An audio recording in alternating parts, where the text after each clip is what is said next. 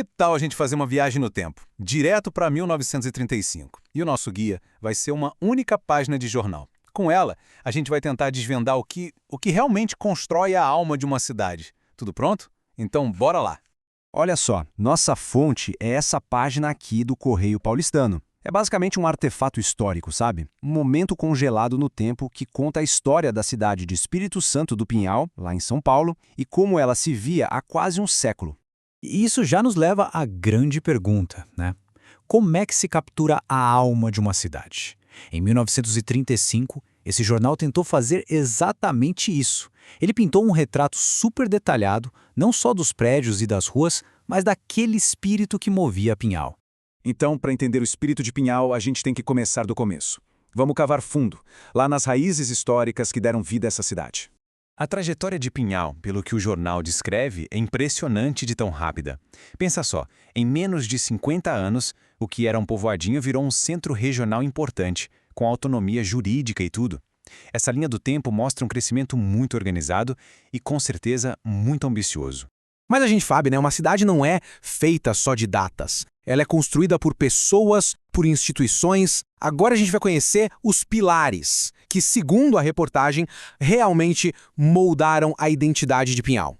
E aí o jornal nos apresenta algumas figuras-chave, como o Dr. Álvares Florence. Veja bem, ele não é só um médico. Ele é retratado como uma liderança cívica, intelectual, um verdadeiro símbolo do progresso e do conhecimento que estavam impulsionando a cidade.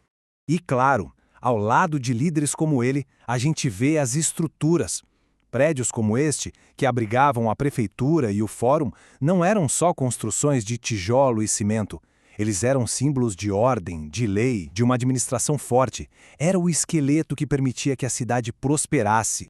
E não era só a liderança cívica que importava, não. A reportagem dá um baita destaque para a liderança espiritual. O padre José Mendes é descrito como uma força moral, sabe? Aquela figura que unia a comunidade, oferecendo não só um guia religioso, mas também coesão social. E esse senso de comunidade todo se manifestava de formas bem concretas. Em 1935, Pinhal se orgulhava, e muito, do seu hospital moderno e do seu asilo. Isso mostrava um compromisso bem claro com o cuidado de todos os cidadãos, dos doentes aos mais necessitados. Esse cuidado todo com o bem-estar das pessoas andava de mãos dadas com o investimento no desenvolvimento intelectual e cultural da população.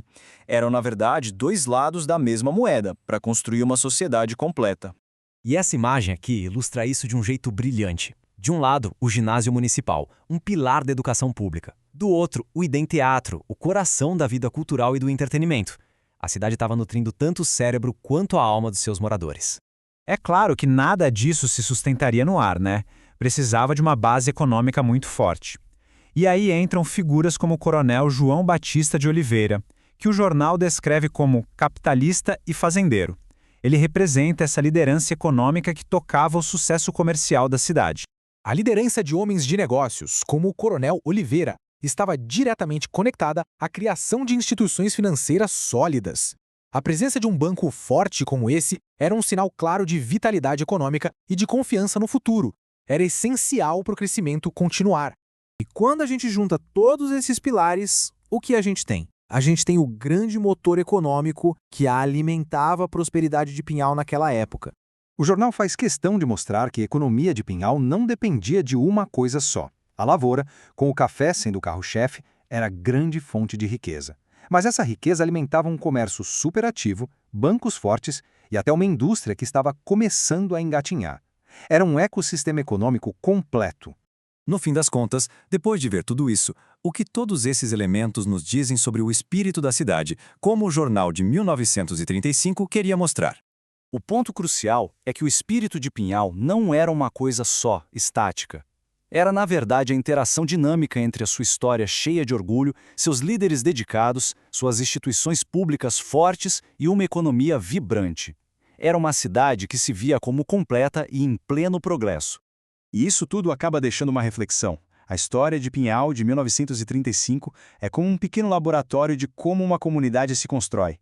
E aí fica a pergunta: se a gente olhar para as nossas comunidades hoje, quais seriam os pilares? As pessoas, os lugares, as ideias que definem as nossas histórias?